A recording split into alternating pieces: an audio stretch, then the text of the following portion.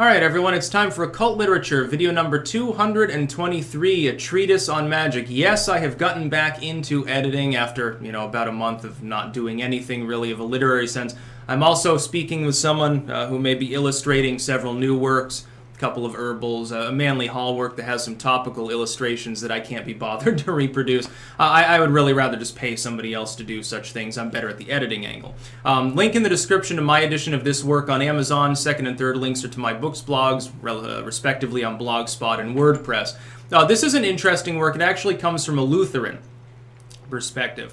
In the rationalist period, we're talking the dawn of the 19th century. At the time, sort of the Protestant ideology of the era became opposed to superstition and became more rationalistic. That is, they accepted, well, God exists, Jesus is his son, he's our savior, blah, blah, blah, there's like angels and demons, but they began to rationalize things.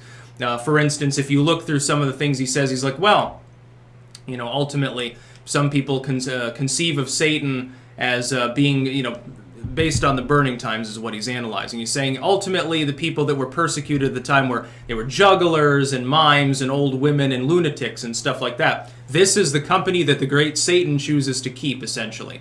That the idea was, it was a farce. It made no sense that Satan, who supposedly has all of this horrid, demonic, malevolent power, and has all of these capabilities, can change the weather and cause crops to die and do these things, is choosing to operate through people who ultimately are wretched.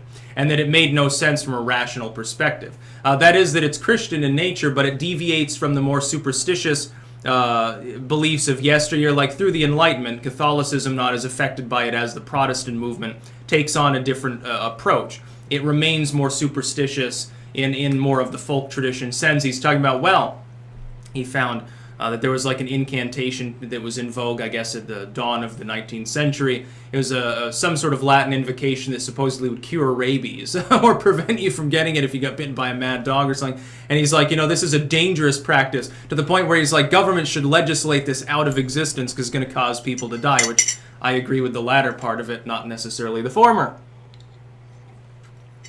But it's some interesting treatment of basic folk beliefs of the time. It's almost an accidental anthropological compilation thereof, because in exposing them in order to criticize them, at the same time they're being recorded. Again, I've spoken of this before. It's interesting how certain Christian writings have inadvertently preserved elements of paganism or folk worship, specifically by trying to destroy them. That is, that by talking about them in an educational or an academic or even just sort of a religious spiritual context, they've inadvertently recorded for history practices that could have been lost otherwise. Especially in the cosmopolitan era we're in now. Transatlantic travel especially, world travel and world communication has begun to break down local sort of tribal systems.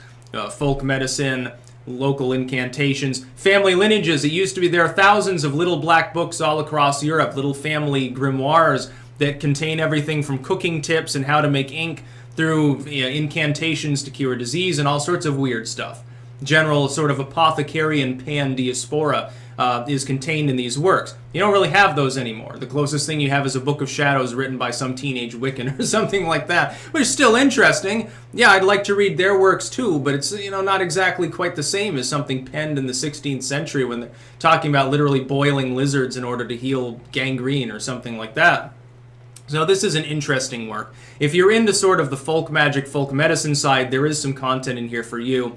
If you could take the occult from more of that Christian perspective, the more Protestant perspective, rationalism, if the early 19th century just happens to click for you, you'll like it as well. Again, 67 pages. It's relatively short, but it's kind of dense. It's fairly well written as well. There were actually quite a few grammatical errors, though, in the initial text, like literal grammatical errors, not, Old English spelling or something. By then, language had modernized mostly.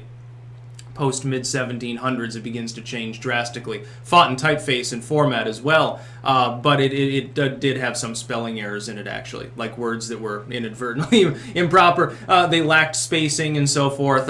It wasn't a well-formatted work, ultimately. So again, link in the description to my edition of this work on Amazon, second and third links to my books, blogs. Definitely take a look at it. It's one of the better works, actually, that I've gone through. I almost put this in the folk magic category, but ultimately it's an academic work, technically speaking. That's about all. Peace out.